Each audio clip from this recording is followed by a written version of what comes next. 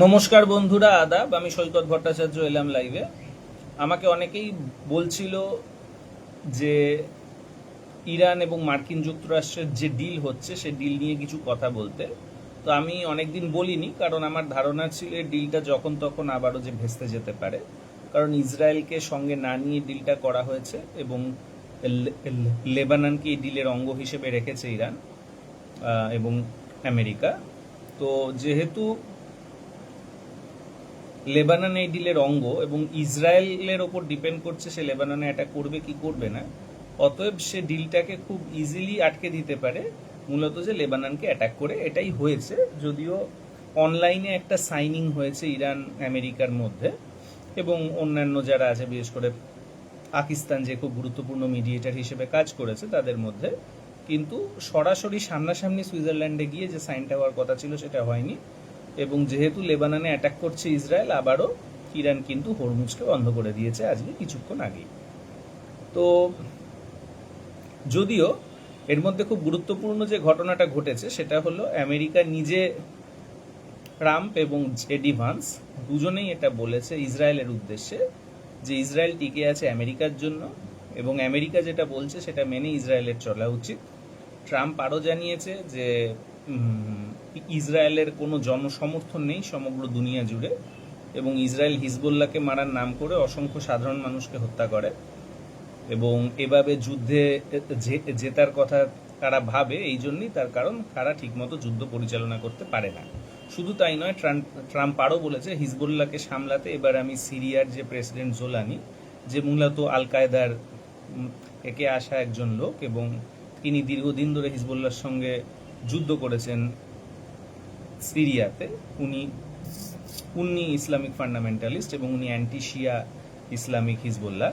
তো উনি নাকি যে জোলানির উপর বরং এবার যে হিজবুল্লাহ কি করে ট্যাকেল করা যায় এই জন্য ডিপেন্ড করবেন কিনা চিন্তা করছেন। ইসরায়েলের ওপর উনি আর ভরসা রাখতে পারছেন না, কারণ ইসরায়েল হিজবুল্লাহকে হারাতে পারে না কিন্তু অজস্র লেবানিজ মানুষকে হত্যা করে। ইসরায়েল আবার জানাচ্ছে যে সাউথ লেবাননে যাতে লেবানিজরা কিছুতেই ফিরে আসতে না পারে সে ব্যবস্থা নাকি ইসরায়েল করবে। ইসরায়েল আমেরিকাকে ছাড়াই নাকি একা একাই যে লড়বে, ইসরায়েলের কিছু যায় আসে না আমেরিকা থাকুক কি না থাকুক এটসেট্রা, কারণ এই ডিলটার ফলে ইরান আরও শক্তিশালী হয়ে যাচ্ছে। যুদ্ধের আগে এর থেকে বেটার কন্ডিশন ছিল। তো মানে মোটামুটি কথা হলো যে ডিলটাকে ইসরায়েল মান্যতা দেবে না। এবার এই ডিলে যে বিশেষ বিষয়গুলো ছিল তার মধ্যে যে লেবাননকে অন্তর্ভুক্ত করা, যেটা ইসরায়েল অনায়াসেই মানে আটকে দেবে সেটাকে না মেনে, এছাড়াও যেটা ছিল যে হরমুজকে রিওপেন করবে ইরান এবং একই সঙ্গে আমেরিকাও তার যে হরমুজকে যে ঘিরে রেখেছিল তার সেনা আর নৌবহর দিয়ে সেটা তুলে নেবে এবং হলো যে ইরান কোনো ধরনের যে নিউক্লিয়ার হলো গিয়ে যে বোম ঠোম তৈরি করবে না, কোনো ধরনের নিউক্লিয়ার অস্ত্র ইরান তৈরি করবে না। কিন্তু ট্রাম্প আবার বলে দিয়েছে পৃথিবীর সবাই যেহেতু মিসাইল রাখি ইরান নাকি রাখতেই পারে, ইরান রাখতে পারবে না, এটা একটা নাকি একটা খারাপ ব্যাপার। কেন ইরান রাখতে পারবে না, পৃথিবীর সবাই তো রাখে। কিন্তু ট্রাম্প জিতে গেছে নাকি, কারণ ট্রাম্প এ কথা দিয়েছে ইরান নিউক্লিয়ার অস্ত্র বানাবে না, যদিও যে আয়াতুল্লাহ খুমেনির আমল থেকে ইরান বলে আসছে যে তারা নিউক্লিয়ার অস্ত্র বানাবে না। তো যাই হোক, তো এই যে তো এটা হলো একটা খুব গুরুত্বপূর্ণ জায়গা যেখানে তারা এটা ইরান আবারও বলেছে যে তারা নিউক্লিয়ার অস্ত্র বানাতে চায় না। এবার কথাটা হলো এটা কেন চায় না, আর অন্যদিকে আমেরিকাকে তারা বলেছে ইরানের আশপাশ থেকে তার সমস্ত সেনাঘাঁটি তুলে নেবে, এর মানে গালফ আরব থেকে সেনাঘাঁটি তুলে নেবে। যেহেতু সেনাঘাঁটিগুলো ধ্বংস হয়ে গেছে এবং বহু ক্ষেত্রে আমেরিকান সোলজাররা ওই অঞ্চল ছেড়ে চলে গেছে যাতে মিসাইলের আঘাতে তারা ক্ষতিগ্রস্ত না হয়, তো সেই হিসেবে অনেকেই বলছে যে কাতারে যে 10,000 সেনা ছিল সেগুলো অলরেডি তুলে নেওয়ার কাজ নাকি আমেরিকা শুরু করে দিয়েছে। মোটামুটি 50,000-এর মতো আমেরিকান সেনা গালফ আরবের বিভিন্ন দেশে আছে। তো এবং সৌদি আরবেও আমরা জানি যে পাকিস্তান আস্তে আস্তে আমেরিকান বেসগুলোতে পাকিস্তানি সেনা ঢুকছে। সো সৌদি আর কাতার থেকে যে সরে যাচ্ছে এ নিয়ে আর কোনো যে প্রশ্নচিহ্ন নেই। এবার বাহারিন, আরব আমির শাহী, কুয়েত, এই তিনটে জায়গাতে কি হবে সেটা এবার দেখার। তো যাই হোক, এর মানে এই দুটো জায়গাতে মোটামুটি ক্লিয়ার হয়েছে যে আমেরিকা গালফ আরব থেকে সেনাবাহিনী সরিয়ে নিচ্ছে, এবং মোস্ট লাইকলি ইরান, পাকিস্তান এবং গালফ আরবের দেশগুলো একটা জয়েন্ট সিকিউরিটি আর্কিটেকচার বানাবে, এবং এটাই মূল রিজন যে ইরান নিউক্লিয়ার উইপন এখন তৈরি করবে না। কারণ যদি ইরান নিউক্লিয়ার উইপন তৈরি করে এবং গালফ আরবের কাছে নিউক্লিয়ার উইপন না থাকে, তাহলে ইরান অলমোস্ট একটা হেজিমনির মতো হয়ে যাবে। সেটা ইরান আপাতত চাইছে না। ইরান চাইছে অ্যাজ এ পার্টনার কান্ট্রি সে একটা সিকিউরিটি আর্কিটেকচার তৈরি করুক, এবং আমেরিকা মোটামুটি বুঝিয়ে দিয়েছে যে সে আর সিকিউরিটি আর্কিটেকচারের বিরুদ্ধে নয়। ওয়েস্ট এশিয়াতে এমনিতেও তার থাকার কোনো কারণ নেই, কারণ আমেরিকা এখন অয়েলে স্বয়ংসম্পূর্ণ। আমেরিকা ইনফ্যাক্ট পৃথিবীতে লার্জেস্ট অয়েল এক্সপোর্টার, এবং এর ইনডিরেক্ট আরেকটাও মানে দাঁড়ায় যে আমেরিকার আসলে যে ডলারের জন্য আর অতিরিক্ত খরচ করা সে আর পছন্দ করছে না। অর্থাৎ কিনা যে ডলারের যে ডমিনেশন টিকিয়ে রাখার জন্য যে ওয়েস্ট এশিয়াতে তার থাকা, এবং ওয়েস্ট এশিয়ার উপার্জিত অর্থটা যাতে ডলারেই সঞ্চিত হয় সেটাকে এনশিওর করা, সেই ব্যাপারটা থেকেও আসলে আমেরিকা সরে আসছে, যেটা আরও গুরুত্বপূর্ণ। এবং এটা যে সরে আসছে সেটা খুব ভালো মতো বোঝা যায় যখন আমরা দেখি যে ওয়াল স্ট্রিটের প্রায় সব কটা বড় বড় ফিনান্সিয়াল ইনস্টিটিউশন এবং অজস্র দেশের সেন্ট্রাল ব্যাংক হঠাৎ করে ইউয়ান ডিনোমিনেটেড যে পান্ডা বন্ড হয় সেগুলোকে কেনা শুরু করে দিয়েছে। এই পান্ডা বন্ডগুলো হলো যে এগুলো চাইনিজ গভর্নমেন্ট ইস্যুড বন্ড, যেগুলোকে কিনলে ভবিষ্যতে এগুলোকে কোল্যাটারাল রেখে লোকেরা ইউয়ানকে ইউজ করতে পারবে ফর এনি পারপাস। আগে ইউয়ানকে দেশের বাইরে ইউজ করতে খুব একটা দেওয়া হতো না, কিন্তু ইদানিং এটাকে দেশের বাইরে নিতে দেওয়া হচ্ছে, এবং এর জন্য ইউয়ান ডিনোমিনেটেড যে পান্ডা বন্ডের যে চাহিদা এখন আকাশচুম্বী হয়ে গেছে। এছাড়াও যে পান্ডা বন্ডের যে ইন্টারেস্ট রেট, মানে ওগুলোকে কেনার যে খরচও অনেক কম আমেরিকান ইউএস ডলারের থেকে, সেজন্য লোকেরা কিনছে, মানে বিভিন্ন বড় বড় financial institution including Wall Street. তো এখান দিয়েও খুব সুস্পষ্ট একটা বার্তা যাচ্ছে, যেটা একে অপরকে ম্যাচ করছে, যে ইউএস ডলারের ডমিনেশনের ক্ষেত্রটা খানিকটা কমিয়ে ইউয়ানকে স্পেস দেওয়া হোক, যেটা অর্থনীতির স্বাভাবিক নিয়মেই হবে। কারণ অ্যাকচুয়াল প্রোডাকশন বা ম্যানুফ্যাকচারিংয়ে চীনের উৎপাদন কিন্তু বর্তমানে আমেরিকার থেকে 3 গুণ বেশি। বিশ্বের প্রায় 33% হলো ম্যানুফ্যাকচারিং কিন্তু চায়নায় কনসেন্ট্রেটেড, সেখানে আমেরিকাতে মাত্র 12%। আমেরিকার মানে যদি আমরা পারচেজিং পাওয়ার প্যারিটিতে মেজার করি, তাহলে আমরা দেখব যে চীনের যে যে জিডিপি, যে মোট উৎপাদন, সেটা হলো প্রায় 43 ট্রিলিয়ন ইউএস ডলার, ওয়ারাজ আমেরিকার হলো 30 ট্রিলিয়ন ইউএস ডলার। কিন্তু আমরা যদি কারেন্ট ইউএসডিতে মেজার করি, অথবা কিনা যে নমিনাল মেজারমেন্টে ধরি, তাহলে আমরা দেখব 30 ট্রিলিয়ন ইউএস ডলার আমেরিকার জিডিপি, কিন্তু 20 ট্রিলিয়ন ইউএস ডলার হলো চীনের জিডিপি। এই পার্থক্যটা এই জন্য হয়, তার কারণ হলো আমেরিকার যে সম্পত্তির বাজারে প্রচুর চাহিদা, পৃথিবীর সবাই মূলত আমেরিকার সম্পত্তি কিনতেছে, অর্থাৎ শেয়ার, বন্ড, জমি এটসেট্রা, এবং সেই জন্য উৎপাদন বেশি না হওয়া সত্ত্বেও শুধুমাত্র সম্পত্তি বাজারের যে চাহিদার জন্য ইউএস ডলারের ভ্যালুয়েশন খুব হাই থাকে, এবং সেই জন্য যখন কিনা যে নমিনাল মেজারমেন্ট করা হয়, তখন আপাতভাবে চীনের জিডিপিটা কম লাগে এবং আমেরিকারটা বেশি লাগে। কিন্তু যদি আমরা কাইন্ডে মেজার করি, অর্থাৎ আমরা যদি বাস্কেট অফ গুডস ধরে শুধুমাত্র মেজার করি, যেখানে জমির ভ্যালুয়েশন অথবা কারেন্সির যে ওভারহাইপড ভ্যালুয়েশন হয় অ্যাসেট মার্কেট থেকে, সেটাকে বাদ দিয়ে, যেটা পারচেজিং পাওয়ার প্যারিটি মেজার করে, তাহলে আমরা দেখব যে চীনের উৎপাদন অলরেডি অনেকটা বেশি, প্রায় 50% বেশি হয়ে গেছে আমেরিকার থেকে। তো আমেরিকা জানে এই সমস্যাটা আস্তে আস্তে গ্রো করছে, এবং এটাকে কাউন্টার করার একটাই উপায় আছে, সেটা হলো ইউয়ানের যে ভ্যালুয়েশনকে হাই করা।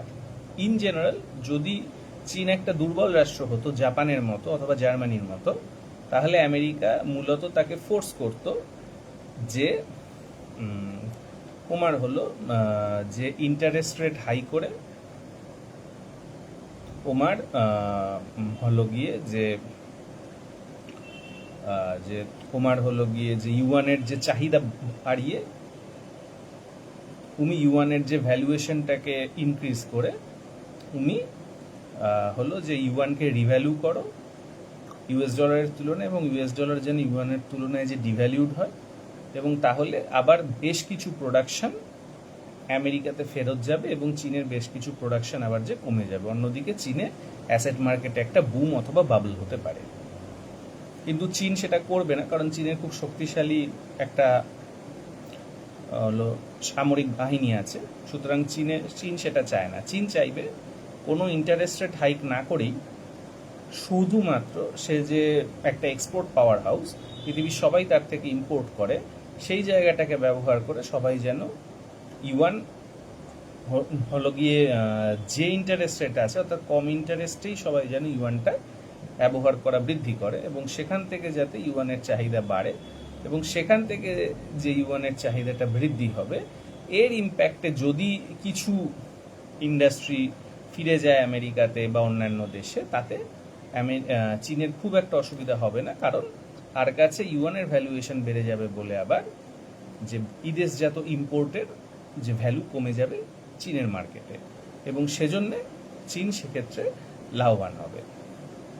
এবং সেটা সম্ভব শুধুমাত্র যদি আমেরিকান যে মিলিটারি ডমিনেশনকে খানিকটা কার্টেল করা যায়, সাইজ ডাউন করা যায়, এবং সে জায়গায় চাইনিজ মিলিটারি ডমিনেশনকে নিয়ে আনা যায়। এবারে এর থেকে আমি এর আগেও এটা এক্সপ্লেন করেছিলাম যে বিশ্ব আগামী দিনে যেখানে যাচ্ছে সেটা হলো একটা বিশ্ব ভাগাভাগির জায়গায় যাচ্ছে।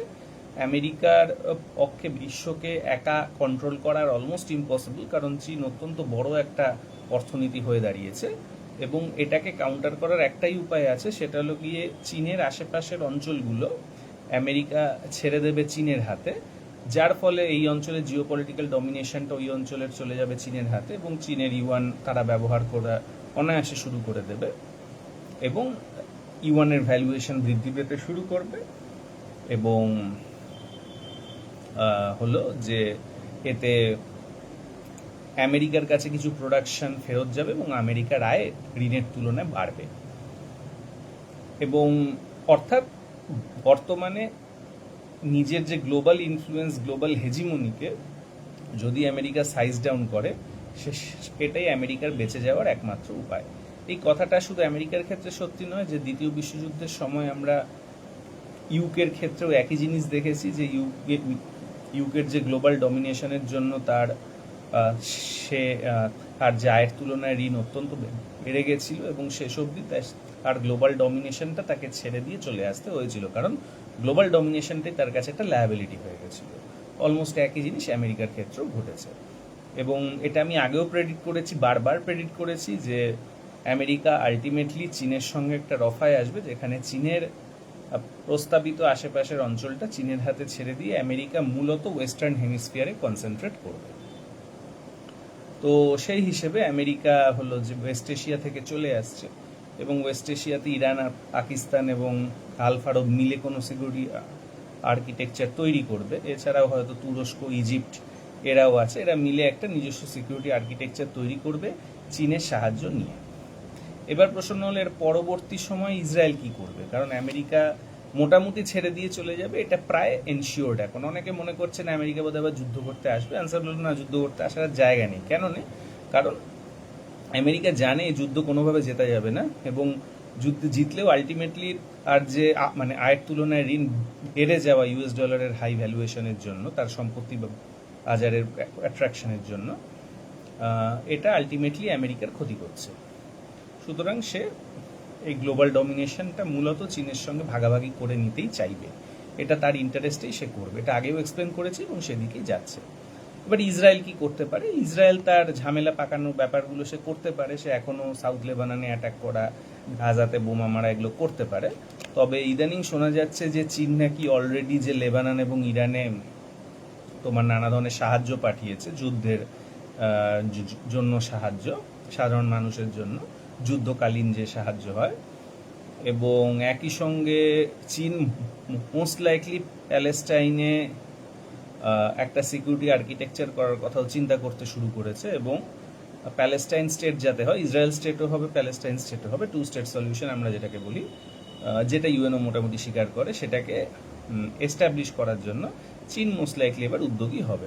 অর্থাৎ ইসরায়েল আর কয়েকদিনের মধ্যেই আমরা দেখব যে ইরানের সঙ্গে ইসরায়েলের মানে আরও তুমুল একটা ঝামেলা হচ্ছে, এবং ইসরায়েল কয়েকদিনের মধ্যেই যে চীনে যাবে, চীনে গিয়ে সে কথাবার্তা বলা শুরু করবে। নেতানিয়াহু মারা গেছে না বেঁচে আছে, কারণ নেতানিয়াহু নাকি ক্যান্সার হয়েছে বলে জানানো হয়েছে, তো কোনো একদিন হয়তো ডিক্লেয়ার করে দেবে নেতানিয়াহু মারা গেছে ক্যান্সারে, অন্য কেউ প্রেসিডেন্ট, এবং সেই প্রেসিডেন্ট খুব ভালো মানুষ, সে যুদ্ধ চায় না। তো এই পুরো ব্যাপারগুলোই হবে চীনের সঙ্গে কথাবার্তা বলে। তো এরপর আমার মনে হচ্ছে যে এই পুরনো যে লোকগুলো কয়েকদিন যুদ্ধ কন্টিনিউ করবে ইরানের সঙ্গে, এবং হলো হিজবুল্লাহ হুতি এদের সঙ্গে, এবং আমেরিকা অনেক কথা বলবে যে না এগুলো তো ঠিক নয়, ইসরায়েলের আমরা ছাড়া কেউ নেই, এইসব কথাবার্তাগুলো বলবে, এবং শেষ অবধি হলো যে চীনের কাছে গিয়ে তারা এক রকমের সলিউশন চাইবে, যারা যখন বুঝে যাবে যে টু স্টেট সলিউশন গোটা বিশ্ব চাইছে এবং ইসরায়েলকে সেটা মেনেই চলতে হবে, এবং ইসরায়েলের পাশে আমেরিকা না থাকলে সে বিশ্বকে অস্বীকার করে এসব করতে পারবে, এটা খুব একটা বিশ্বাসযোগ্য কথা নয়। তো যাই হোক, এরপরে আমরা এই জায়গাতে মোটামুটি বিশ্ব এসে গেছে যেখানে ওয়েস্ট এশিয়াতে মোটামুটি চীনের হাতে ওয়েস্ট এশিয়াকে দিয়ে দিচ্ছে আমেরিকা। এবারে নেক্সট যেটা হতে পারে সেটা হলো South Asia. Tarique Rahman already চীনে যাচ্ছে এই সময়,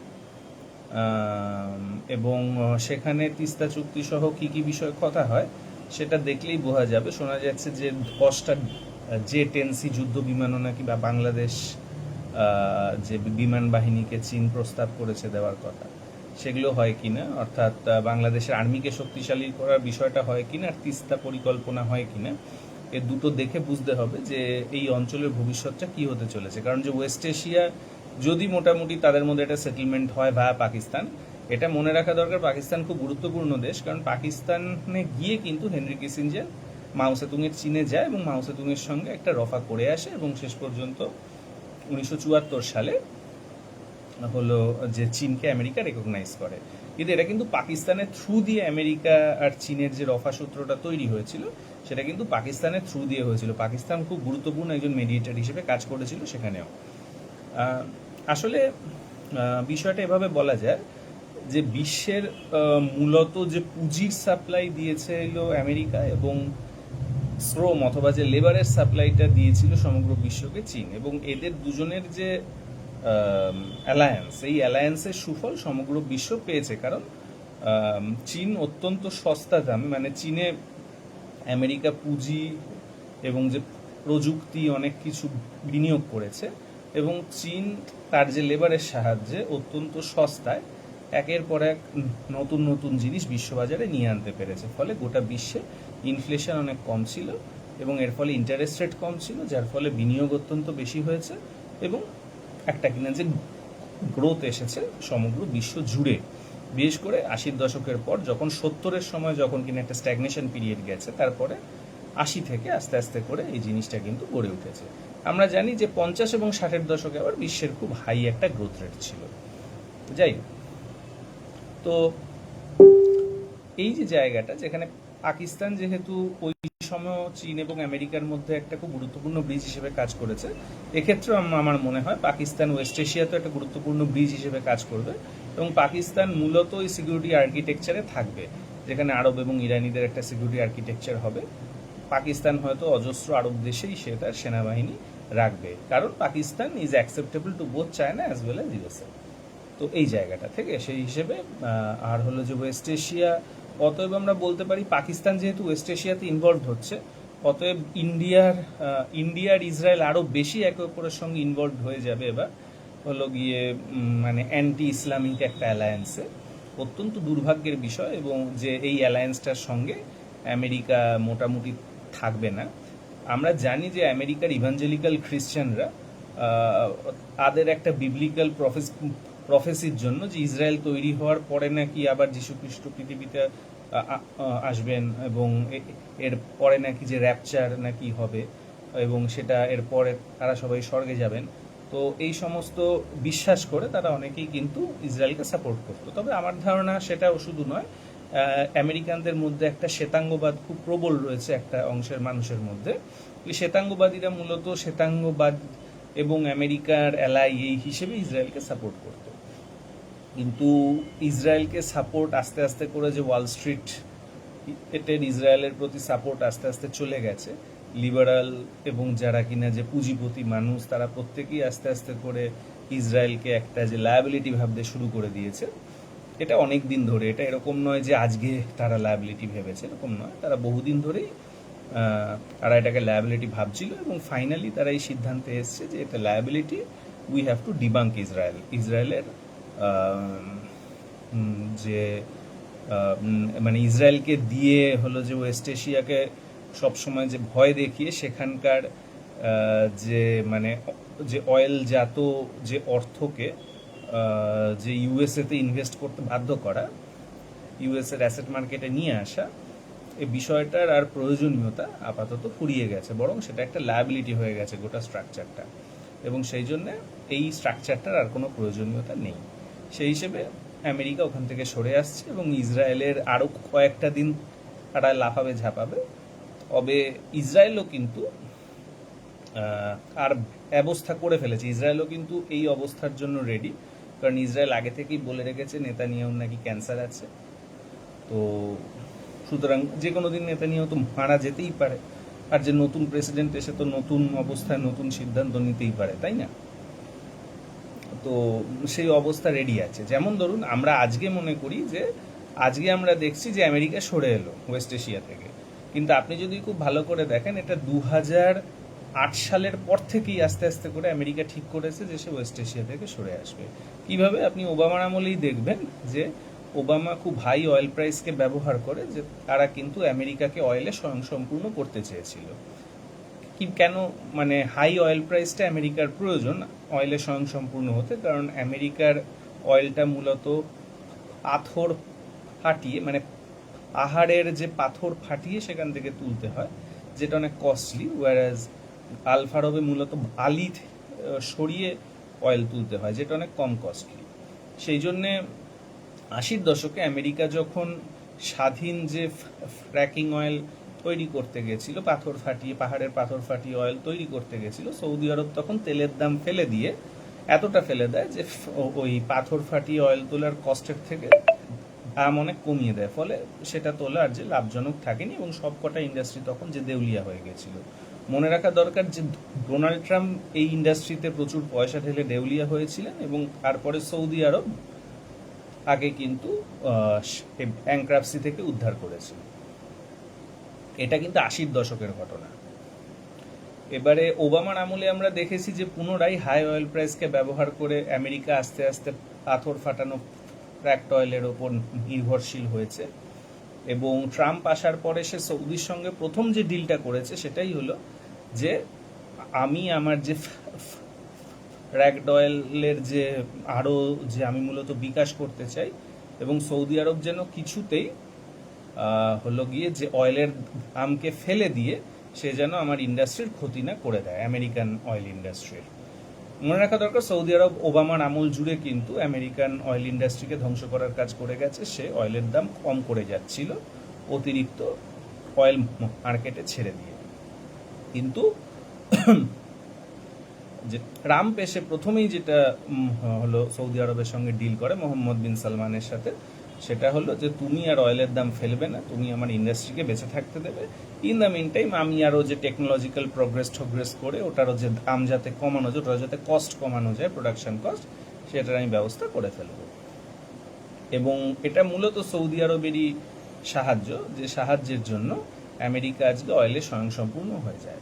এবার আমেরিকা যখন সৌদি আরবকে রিকোয়েস্ট করছে আমি অয়েলে স্বয়ংসম্পূর্ণ হতে চাই, তুমি হলো অয়েলের দামটা ফেলো না, তাহলে আমার ইন্ডাস্ট্রি যেটার প্রোডাকশন কস্ট হাই সেটার ক্ষতি হয়ে যাবে, তখনই বলা যায় যে সৌদি আরব এবং আমেরিকার মধ্যে কথা হচ্ছেই যে আগামী দিনে আমি আর ওয়েস্ট এশিয়াতে থাকতে চাই না, আগামী দিনে আমি আমার নিজের অয়েল ওপর নিজে ডিপেন্ড করতে চাই, কারণ এই সিস্টেমটা আমার পক্ষে একটা লায়াবিলিটির সিস্টেম হয়ে দাঁড়াচ্ছে। তখনই কিন্তু আসলে কথাগুলো হয়ে গেছে। এবং এরপর যখন আমরা দেখি যে 2024 সালে সৌদি আরব আমেরিকার সঙ্গে পেট্রোডলারের ডিল যে রিনিউ করেনি, 1974 সালে একটা 50 বছরের ডিল হয়েছিল যে পেট্রো মানে হলো যে ইউএস ডলারেই কেবলমাত্র সৌদি আরব তার অর্থ উপার্জনটাকে সেভ করবে, অর্থাৎ আমেরিকার সম্পত্তির বাজারে ইনভেস্ট করবে।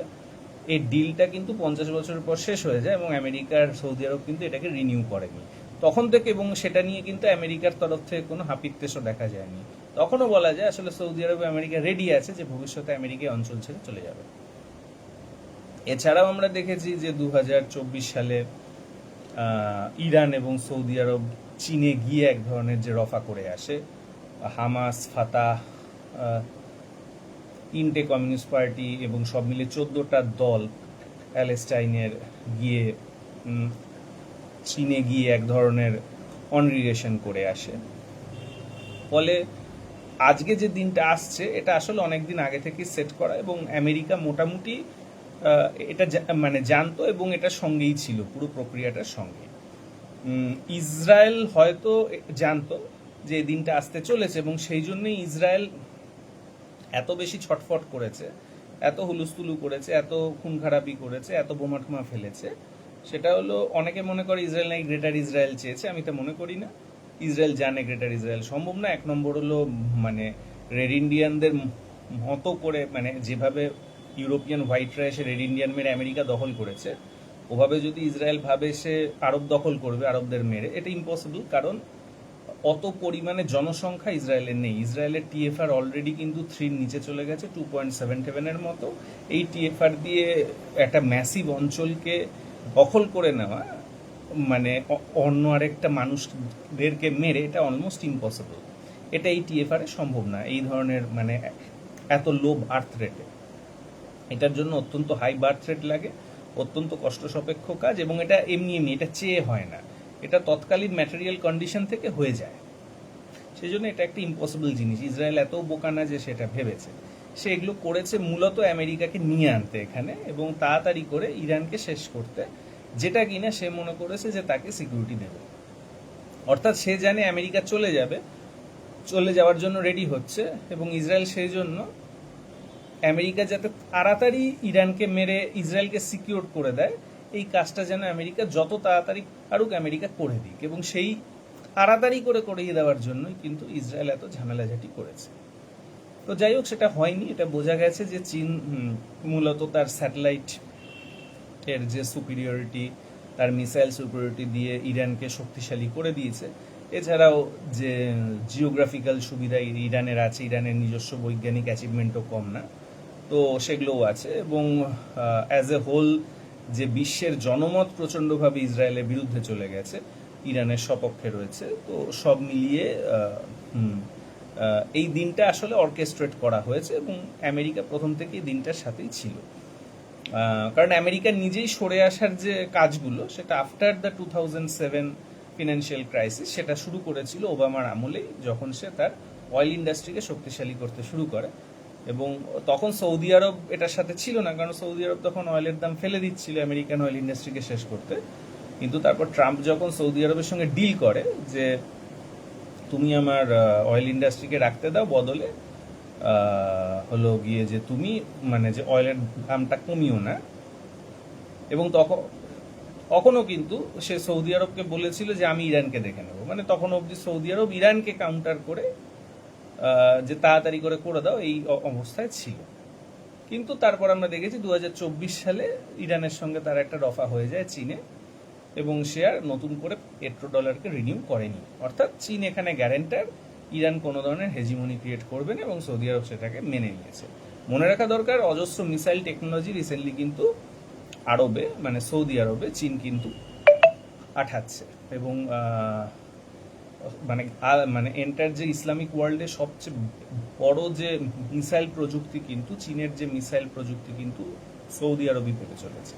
এটা মূলত ইরানকে কাউন্টার রাখার, মানে সেখানে যাতে একটা ভারসাম্য থাকে সেটাকে রক্ষা করার জন্য। অর্থাৎ ওই দায়িত্বটা অলরেডি চীনের হাতে আমেরিকার কাছ থেকে চলে গেছে অনেক আগেই, এবং আমেরিকা আজকের দিনটা যেখানে সে ওয়েস্ট এশিয়া ছেড়ে বেরিয়ে যাচ্ছে, সেটা অনেক দিন আগে থেকে এটার জন্য প্রিপারেশন নিতে শুরু করেছে।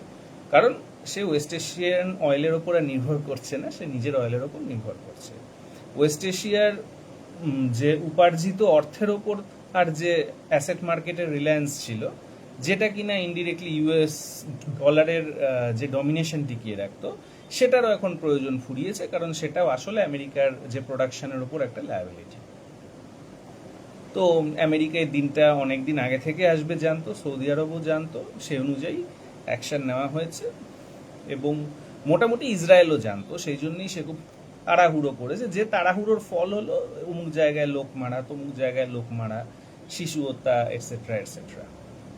আমি অবাক হব না যদি ভবিষ্যতে জানা যায় ইসরায়েলের ভেতরেও একটা বড় অংশ ছিল যারা আসলে আমেরিকার চলে যাওয়া এবং চীনের টেক ওভারটাকে মানে যে প্র্যাকটিক্যাল করতেই আসলে ইসরায়েলকে দিয়ে এই সমস্ত কাজ করিয়েছে, যাতে ইসরায়েলের বিপক্ষে জনমত চলে যায়। এটাও যদি ভবিষ্যতে জানা যায় আমি খুব একটা অবাক হব না। তো যাই হোক, মোটামুটি ভাবা যায় যে আপাতত ইসরায়েল কিছু খুন খারাপই কন্টিনিউ করবে, অ্যাজ এ তো সমগ্র দুনিয়ার মানুষ বলবে হায় হায় কি হলো, বাচ্চাদের মারছে, সাধারণ মানুষকে মারছে। আমেরিকা বলবে আমি তো এগুলো সাপোর্ট করি না, এইসব। তারপরে ইরান বলবে না আমি এগুলো মানবো না, বলে সে এরকম কন্টিনিউ করবে, হরমুজ আটকে থাকবে, তোমার অয়েলের দাম বাড়তে থাকবে, দুনিয়া জুড়ে ইনফ্লেশন হবে, চীন রাশিয়া বলবে এই সব তো ভালো নয় ভালো নয়। ইতিমধ্যে আমার ধারণা নেতানিয়াহু ক্যান্সারে আক্রান্ত, উনি হয়তো মারা যাবেন। ওনাকে শ্রদ্ধা জানিয়ে ইসরায়েলের নতুন প্রেসিডেন্ট এসে বলবে যে দেখো আমি এখন যে নতুন পথে এগোবো, আপাতত আমরা যুদ্ধ চাইছি না, আমরা সিরিয়াস কথাবার্তা বলতে চাই। এবং এই বলে সে চীনে যাবে, এবং চীনেই ইরান আর ইসরায়েল অথবা মধ্যে একটা রফাজফা হয়ে যাবে। যতদিন না হবে ততদিন অবধি হয়তো ইতিমধ্যে সাউথ এশিয়ার যে নতুন প্লটটা রেডি করা হবে, কারণ পাকিস্তান প্রচণ্ডভাবে ওয়েস্ট এশিয়া ইনভলভ বলে ইসরায়েল আর ইন্ডিয়া আরও ক্লোজ হবে, এবং এর ওপর আমেরিকান কোনো আশীর্বাদ থাকবে না।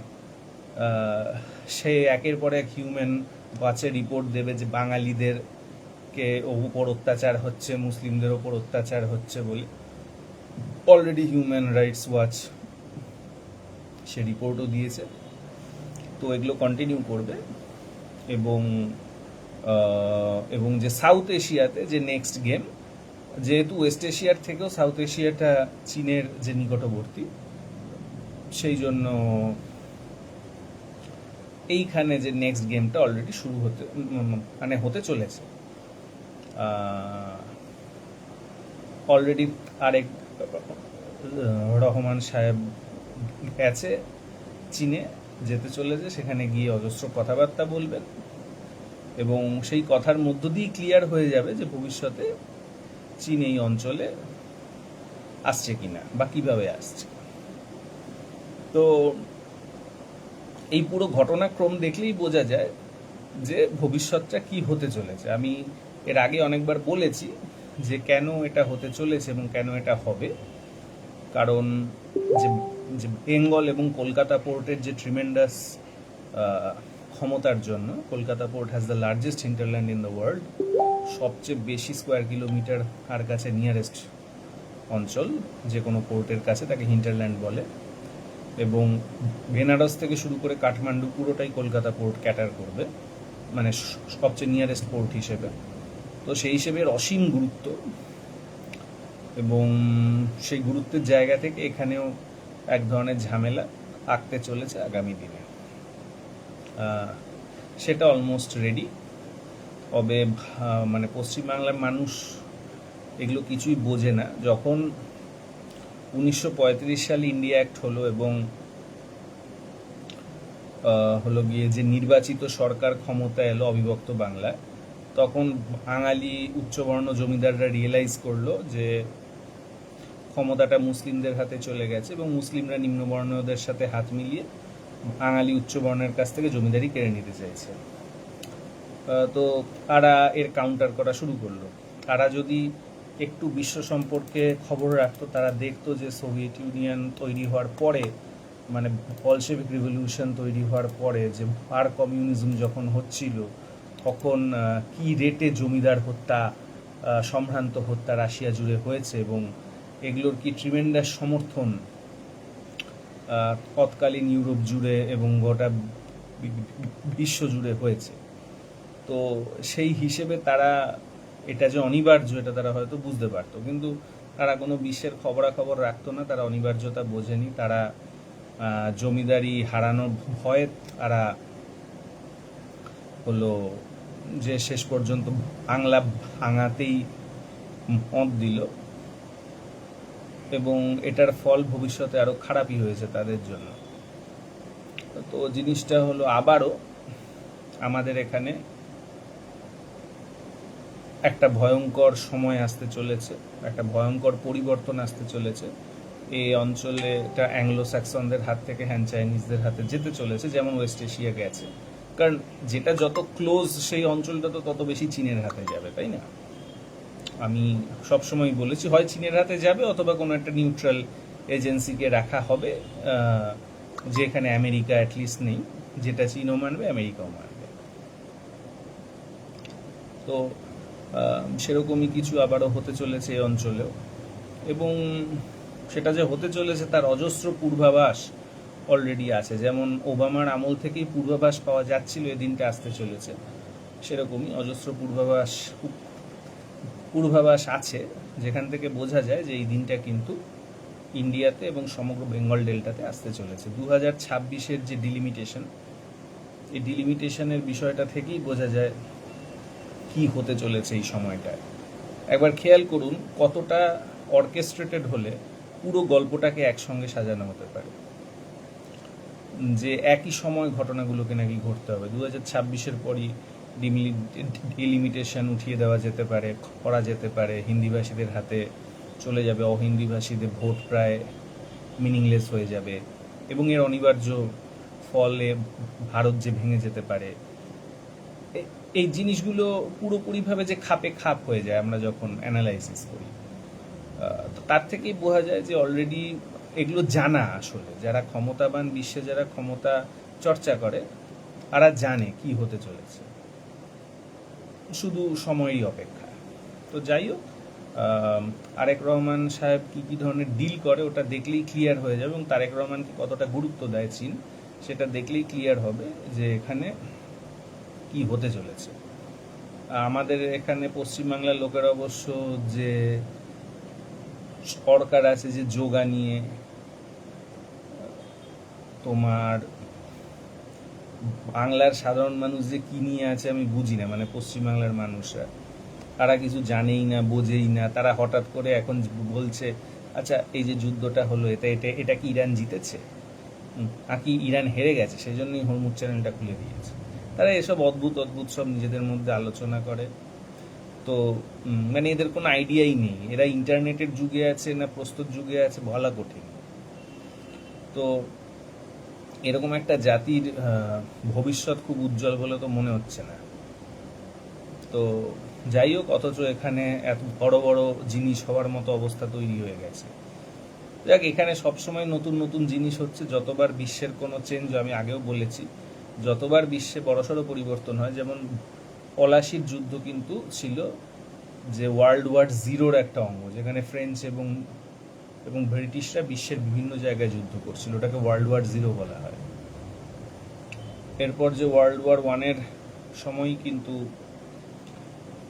তোমার হলো যে আস্তে আস্তে বাংলার হাত থেকে পুরো ক্ষমতাটা আস্তে আস্তে হিন্দিভাষী এবং গুজরাটিদের হাতে চলে যাচ্ছিল। তোমার যে দ্বিতীয় বিশ্বযুদ্ধের পরেই কিন্তু বাংলা ভেঙে দুটুকরো হলো।